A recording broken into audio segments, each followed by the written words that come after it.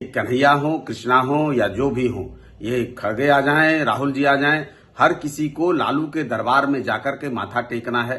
और इनकी कहानी उतने ही पर शुरू और उतने ही पे खत्म होती है। लालू से शुरू, लालू से खत्म। रीढ़ विहीन कांग्रेस और रीढ़ विहीन महागठबंधन अब इतना ही कर सकता है कि वो बैठकों का एक दौर कर सकता है, अपना नाश्ता पानी चाय कर सकता है। चिराग पासवान जी अगर बिहार की राजनीति में फोकस करना चाहते हैं, वहां वो यहाँ आकर के सेवा देना चाहते हैं, तो ये उसका स्वागत होना चाहिए। और मुझे लगता है कि एनडीए को मजबूत करने में वो अपनी भूमिका को जिस प्रकार तय करें, हम सब उनका स्वागत करेंगे। लोक जनशक्ति पार्टी रामविलास सह केंद्रीय मंत्री चिराग पासवान ने जब से ये बात कही है कि केंद्र की राजनीति छोड़ अब बिहार की राजनीति करना चाहते हैं, क्योंकि बिहार प्रदेश की जनता हमें बुला रही है। और ऐसे में देखिए, इसको लेकर के लगातार बवाल मचा हुआ है।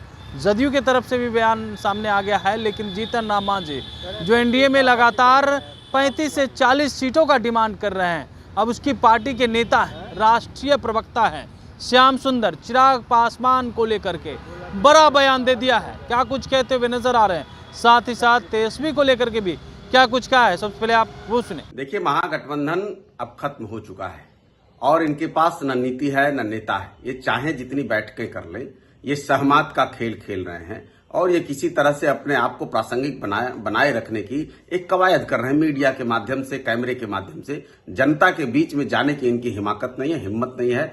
ये कन्हैया हो, कृष्णा हो या जो भी हो, ये खड़गे आ जाएं, राहुल जी आ जाएं, हर किसी को लालू के दरबार में जाकर के माथा टेकना है। और इनकी कहानी उतने ही पर शुरू और उतने ही पे खत्म होती है। लालू से शुरू, लालू से खत्म। इनके पास न जनता के पास जाने का कोई मुद्दा है, न अपनी कोई शक्ति है।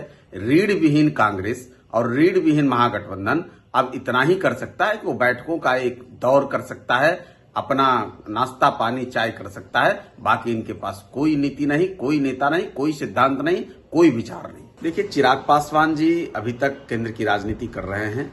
अगर उनको लगता है कि अब उनको बिहार की राजनीति, बिहार केंद्रित राजनीति करनी है, तो इसका स्वागत होना चाहिए। और मुझे लगता है कि लोकतंत्र में किसी को भी अधिकार है कि वो अपना कार्य क्षेत्र चुने और उस पर काम करे। राजनीति का मुख्य मकसद तो जन सेवा है, जनता की सेवा है, देश की सेवा है, प्रदेश की सेवा है।